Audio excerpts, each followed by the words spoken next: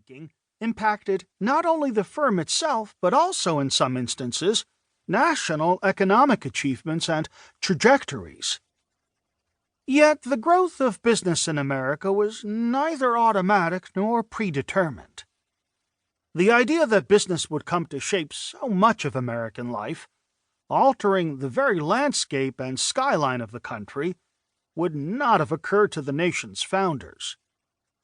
Nor would Adam Smith, who penned his classic economic treatise, The Wealth of Nations, in 1776, have predicted the rise of business in such a spectacular fashion. In Smith's time, businesses shared none of the characteristics of modern enterprise.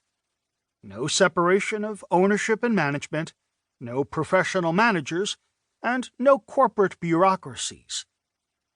Smith could hardly have foreseen the development of a large, complex corporation like General Motors, which by 1955 had 624,000 employees around the world. By the early 20th century, the United States was frequently described as having a culture dominated by business. In 1929, Pulitzer Prize-winning historian James Truslow Adams published Our Business Civilization, which conveyed the extent to which business had permeated American society. In America, Adams wrote, "Unlike Europe, the businessman finds himself the dominant power in the life of the nation, and almost alone in his control over the direction of its entire life, economic, social, intellectual, religious, and political." He added, "It is a situation that, so far as I know, is unique in history." More recently, the historian Sven Beckert likened iconic classical architecture to the extensive commercial and industrial infrastructure that spread across the United States during the 19th and 20th centuries. While Athens had its Parthenon and Rome its Colosseum, the United States had its River Rouge Factory in Detroit and the stockyards of Chicago. In each case, these structures seemed to somehow capture the essence of these societies. But how did business organizations gain such a central place in American society? What was it about the United States that made the country so alluring to entrepreneurs, both foreign and domestic? How did the United States come to have the largest business enterprises in the world by the early 20th century?